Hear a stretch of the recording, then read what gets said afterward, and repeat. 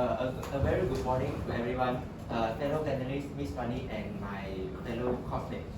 My name is Wai Hao. This is Nigel, Lewan, Wei Shen, Henry, and Kama. And in this presentation, we will be presenting about food waste and food waste management in accordance to the 17 SDG goals.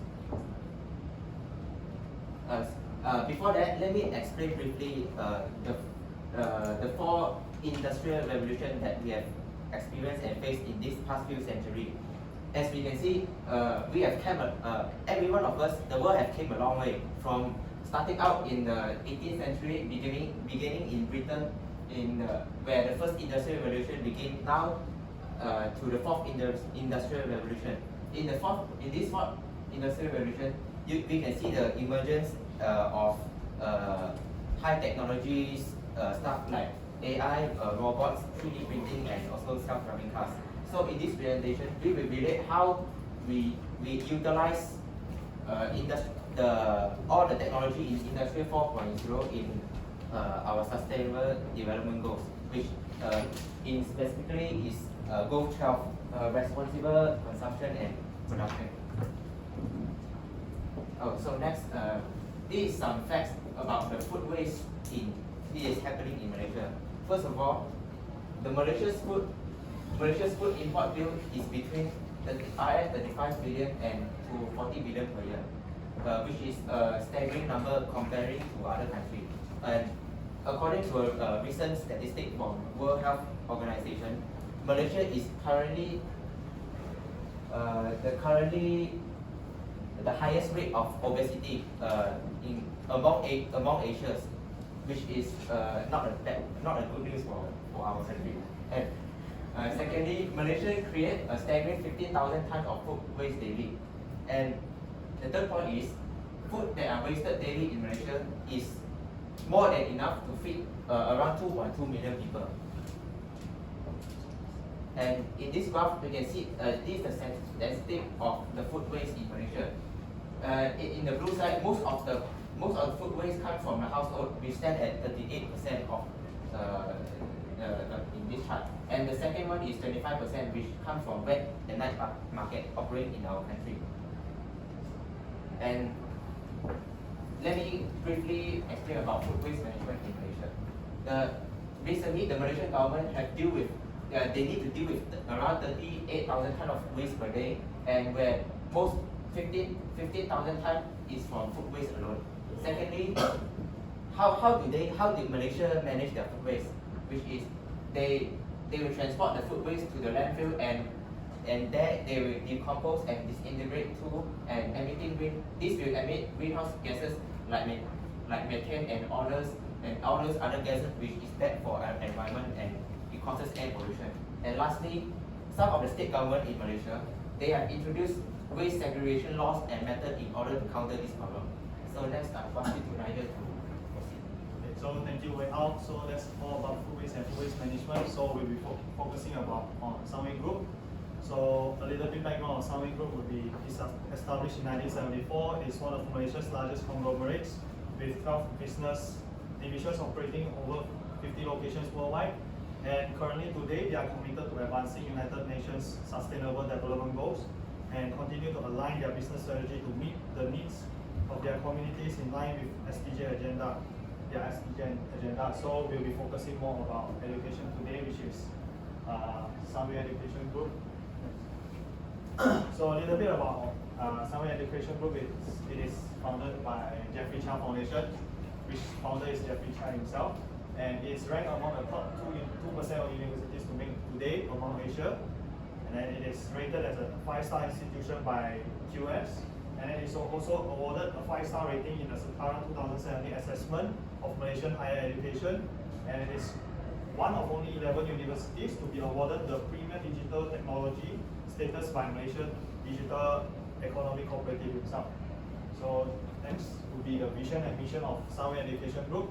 So the vision will be to be a world-class university, and the mission will be to nurture all round individuals and devote ourselves to the discovery, advancement, transmission, and application of knowledge that meet the needs of our society and the global community. So I would like to pass to Henry to talk about the issues of food waste in Sunway University. Okay, thank you, Nigel. Good afternoon, I'm Henry. So now, actually, a few weeks ago, when there's a SDG goals concert, we have also interviewed Miss Pui today. And she had also shown us some slides, which is they actually now there are 234 kg of food waste dumped average in Bigly. And also they have spent around 70,000 ringgit Malaysia per year to dump the food waste into the landfill. Other than that, on that day we also found that there's a food waste there was bin.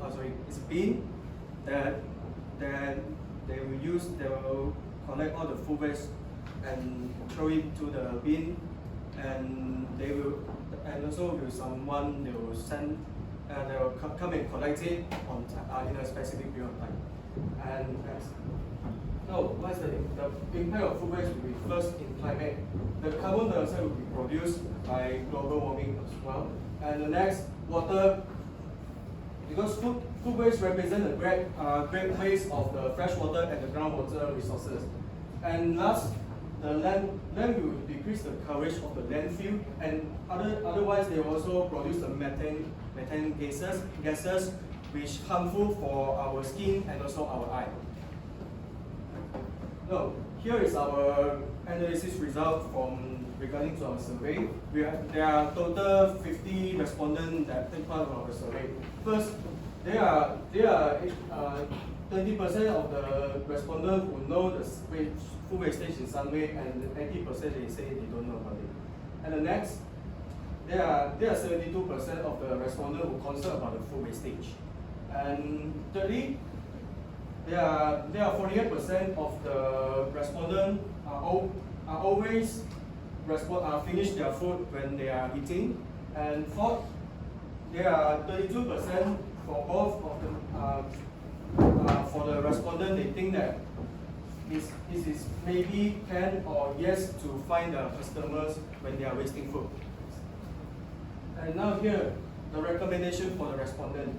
There are 18% of them giving the small. We suggest to give smaller portion of the food. And next, some they recommend to charge the tax, and which is 4%, and 12% of them think that fine will be good, and otherwise the 14% of them will choose a different. Will recommend to the restaurant to have different size option in their restaurant, and 42% of them, which is actually got a lot of the response, which is a minor response, and 10% of them got no response of it. Now I will pass it out to Jolene to talk about the theory. Moving on, in overall, there will be basically three theories that I'm going to talk about, which are Leibniz model, the Kotter's theory, and the duality theory. Each step of change will influence the implementation of change in Southern University. As you can see from the slides, Leibniz model theory divides the process into three stages, which are unfreeze, change, and refreeze. The first stage is unfreeze, meaning that all the sound waste current practice will be unfreeze at this stage. As in the beginning of time, Soundway University has been doing the practice of collecting all the food waste to the third party every day. And also management will have to transfer the message to the employees that this change is needed and necessary. And the next step would be proceeding to the implementation of change itself. And this is the step taken where people begin to go through the uncomfortable zone and accept the change. The third stage coming to the refreeze stage. This is a stage which needs to attach the change of new implementation of the new machine bringing into the sound waste cultures. Moving on to the Kotter's theory. This theory is structured in 8 steps models, which leading to the successful change by John Kotter, and which focusing the people behind the change, carrying out the aspect of psychological view. And moving on to the duality theory. This theory is characterized by the 2 dimensions, which are change and continuity.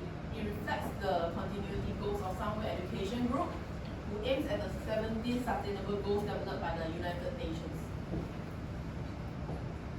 And I'd like to pass the time to Kang. Thank you, David. Now I'm talking about the recommendations that Sunway University could, that we propose to Sunway University to have to learn this matter. So the first one would be verbal So in verbal reminders, maybe Sunway University could host and arrange seminars and talks for the students in order for them to raise awareness on food, the amount of food waste that is being made in Sunway University, and also the impact of food waste to the environment and the society itself. In terms of non-verbal reminders, as you all know, there are few places in Sunway University itself that has these reminders which tell you to segregate and segregate your waste accordingly, right? So they can increase the amount of signboards so that this can be helped in a better way. The next recommendation that we suggest is this thing called home biogas, and basically home biogas is an appliance that turns food waste into cooking gas. Okay, so the bacteria that digest the organic material produces biogas and at the same time fertilizer.